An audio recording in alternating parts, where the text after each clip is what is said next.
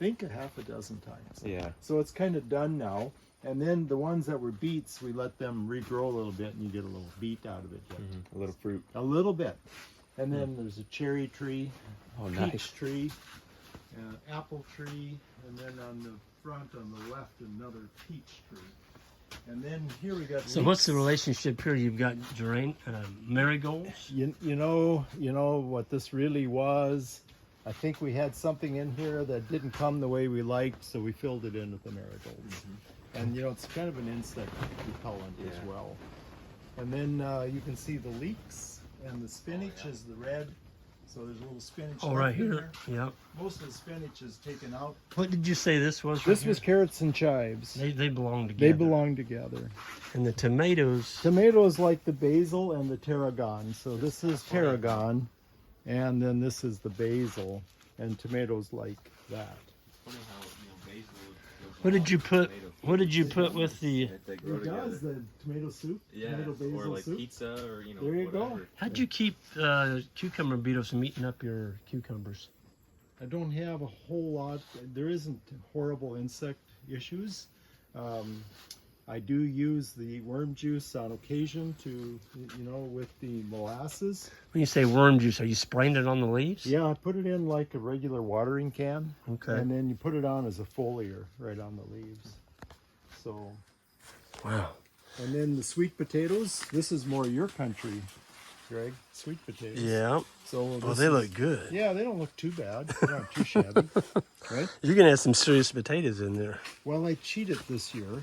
So the trench they went in, okay, the seed trench. Yeah.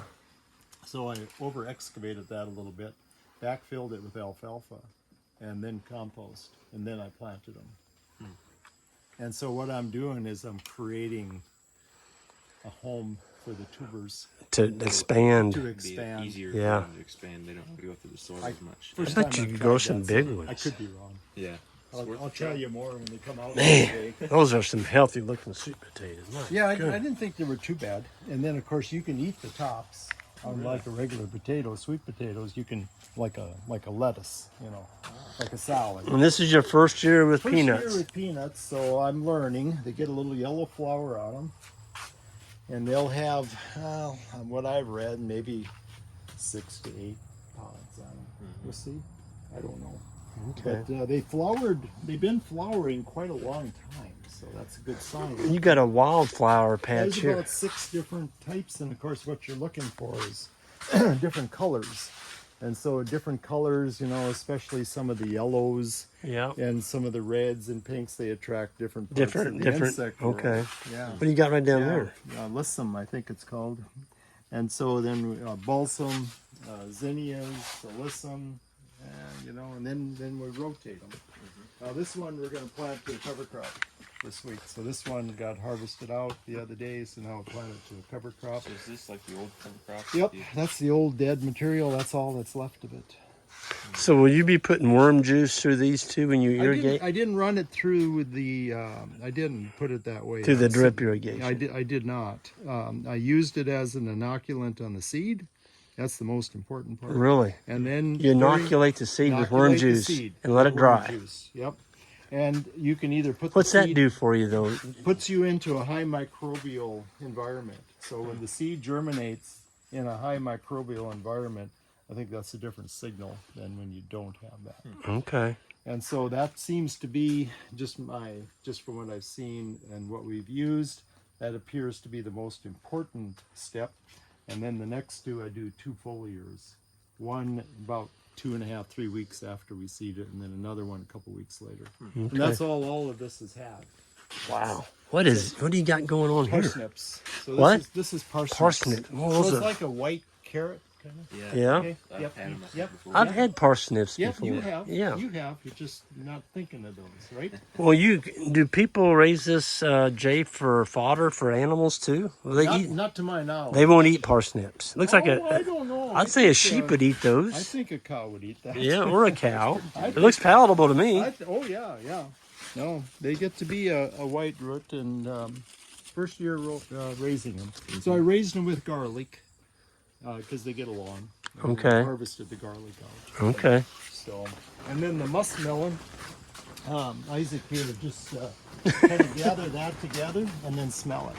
This? Yeah, just get some on your hands. You got to kind of, yeah. What now is it? Smell it. Ooh. It's pretty good, isn't it? Yeah. Yeah. It's not a lemon. Oh is it? man, what is It's that? lemon balm. Lemon balm. Lemon balm. They get along.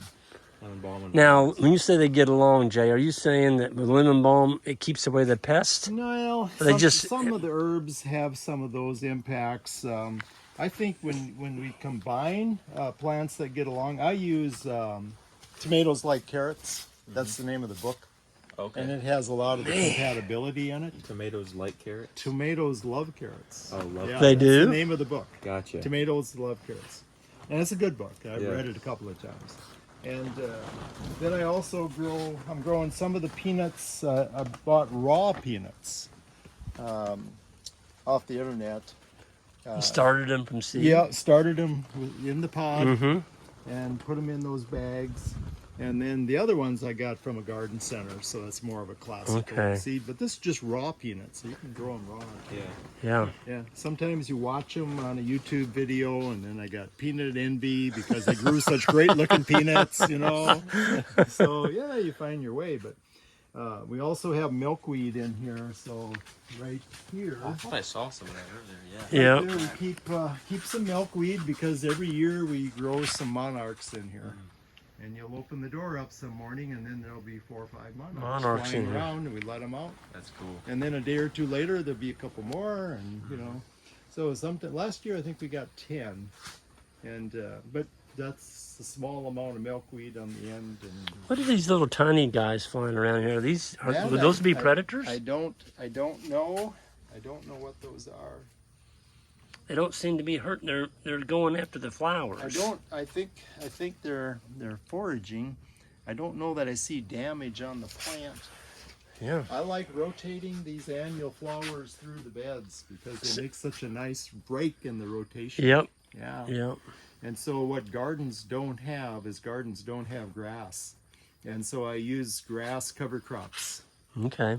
And then that builds back your aggregates. Jay, would you mind introducing yourself? I'm Jay Fuhrer, Menoken Farm, here at Bismarck, North Dakota.